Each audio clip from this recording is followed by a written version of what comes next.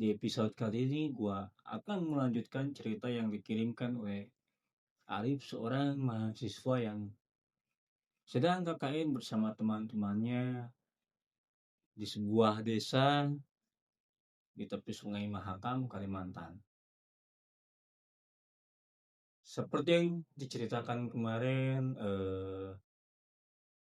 Arif sudah mencoba untuk melawan Kuyang tersebut ya, tapi Kuyang itu masih bisa bertahan dan akhirnya masih bisa kembali ke tubuhnya seperti sedia. Nah, bagaimana kelanjutan cerita Arif ketika KKN di sarang Kuyang ini?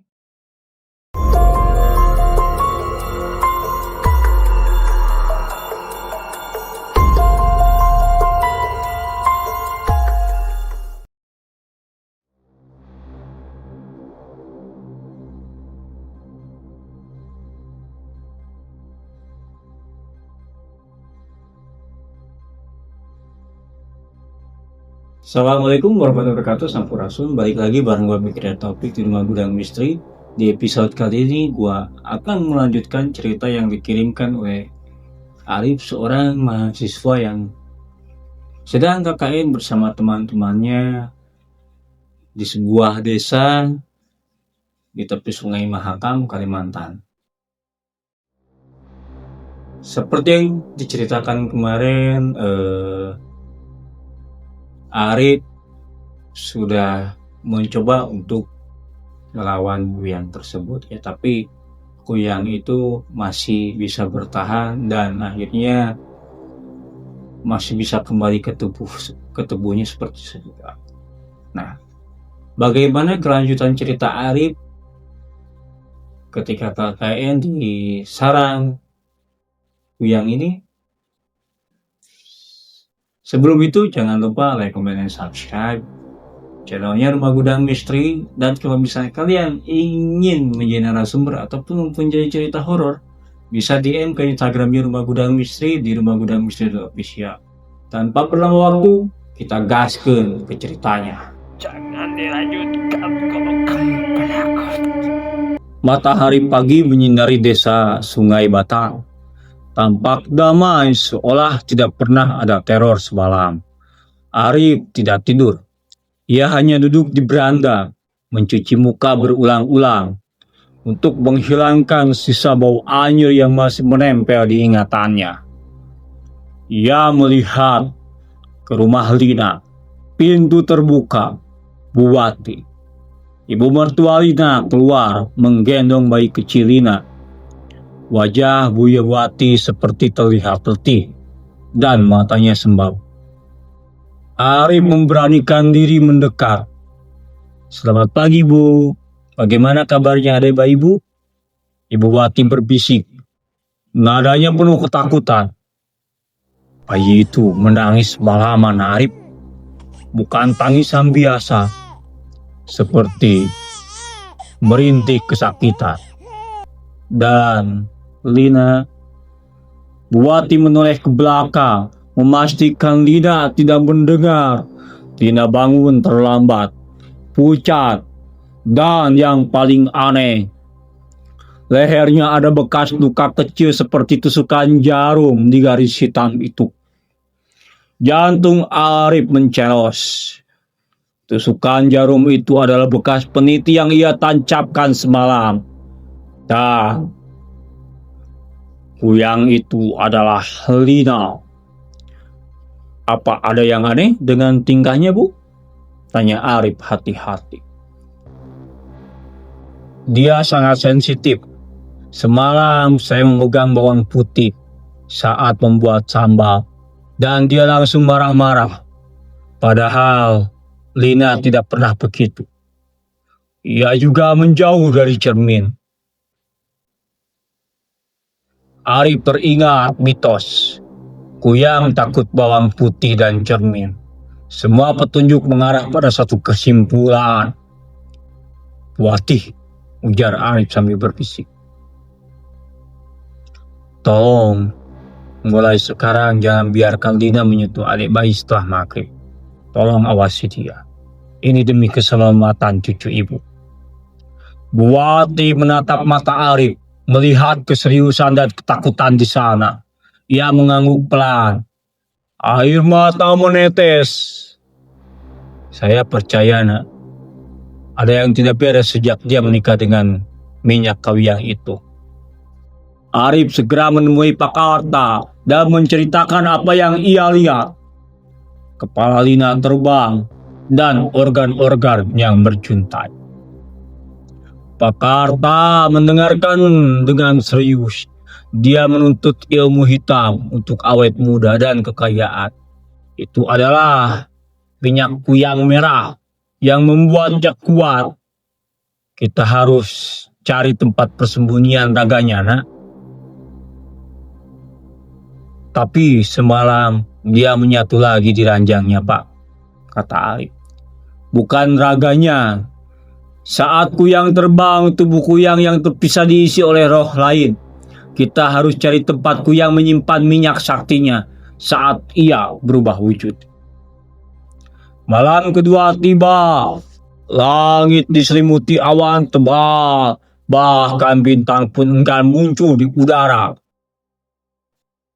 Udara terasa dingin dan lebih berat dari biasanya. Tepat setelah Isya, desingan yang lebih kuat dan lebih cepat dari malam sebelumnya terdengar. Kali ini desingan itu disertai suara kibasan organ yang basah. Arif dan Pak Karta bersembunyi di balik semak-semak, mengamati rumah Lina. Mereka melihat Ibu Wati keluar dengan membawa bayi, bergegas mengungsi ke rumah tetangga yang lain. Kuyang dalam wujud kepala dan jumbai, organ melayang di atas rumah Lina. Ia berputar-putar seolah marah karena mangsanya telah pergi. Dia marah, nak, bisik Pak Karta. Dia akan kembali ke sarangnya. Kita ikuti dia. Kuyang itu tiba-tiba terbang lurus ke arah kebun kelapa di ujung desa, tempat yang terkenal angker dan jarang didatangi warga. Arif dan Pak Karta segera menyusul, berbekal senter dan sebuah karung berisi sekam padi yang sudah dibacakan doa. Di bawah pohon kelapa tua yang menjulang, ada sebuah gubuk kecil reot tersembunyi di balik rimbunnya semak. Kuyang itu hinggap di atas gubuk. Itu sarangnya, ujar Pak Karta. Kita harus masuk dan cari minyaknya segera. Mereka merangkak masuk, bau anyir dan amis di dalam gubuk tak tertahankan. Di tengah ruangan ada sebuah dipan tua yang di atasnya diletakkan raga Rina yang tanpa kepala, terbungkus kain batik lusuh. Raga itu terlihat bernapas samar.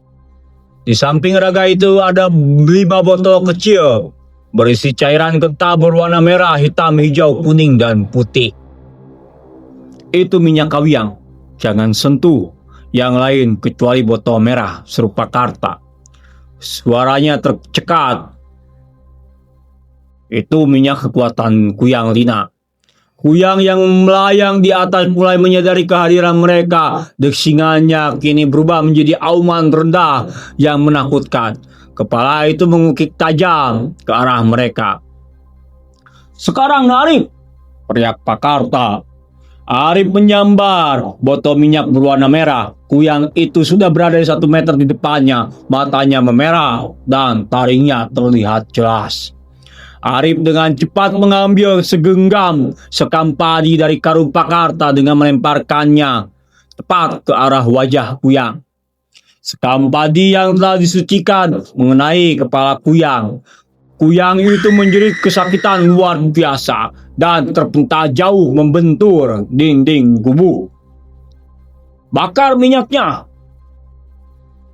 Pak Karta mengeluarkan korek api. Arif menuangkan minyak kawiyang merah ke tanah dan menyalakannya. Api merah langsung membumbung tinggi di dalam gubuk reot itu. Saat api menyentuh minyak Kuyang, kepala Kuyang itu berputar-putar tak terkendali. Jeritannya berubah menjadi tatapan pilu dan penyesalan. Raga Lina yang terbaring di dipan ikut bereaksi. Tubuhnya menggeliat hebat, seolah jiwanya sedang ditarik paksa. Kepala Kuyang itu perlahan-lahan melemah dan jatuh ke tanah. Tepat di sebelah raganya, celah hitam di lehernya terbuka dan kemudian menutup kembali. Kali ini tanpa cahaya. Gubuk itu sunyi. Bau anyir berlangsung hilang, digantikan aroma hangus. Arif dan Pakarta mendekati Lina. Kepalanya kini telah menyatu dengan tubuh. Tidak ada lagi deksingan, tidak ada lagi sorot mata merah. Lina telah kembali menjadi manusia normal. Namun, Buwati yang kemudian datang menangis terseduh-seduh. Lina tidak bernapas lagi. Ilmu itu sudah dicabut, Bu, kata Pakarta. Kuyang itu sudah mati. Jiwanya tidak sempat kembali tepat waktu. Lina meninggal, tetapi bayi selamat, terbebas dari ancaman. Arif menatap minyak Kuyang yang lain yang tersisa. Ia tahu ilmu Kuyang tidak pernah benar-benar hilang. Selama masih ada manusia yang tergoda kekayaan dan keabadian, akan selalu ada botol-botol minyak itu. Ia mengambil sisa botol minyak dan menyerahkannya pada Pakarta. Tolong musnahkan ini, Pak, dan jaga desa ini. Arif meninggalkan gubuk itu membawa pulang kenangan dan trauma yang tak akan pernah hilang. Di Kalimantan, ia belajar bahwa kegelapan tidak hanya datang dari hantu, tetapi juga dari nafsu tersembunyi di dalam diri manusia. Oke, teman-teman, segitu saja episode kali ini. Percaya atau tidak itu hak kalian, dan seseram apapun pengalaman horor kita, akan lebih seram kalau kita tidak punya uang. Tapi tetap cari uang yang halal. Assalamualaikum warahmatullahi wabarakatuh. Sampurasun.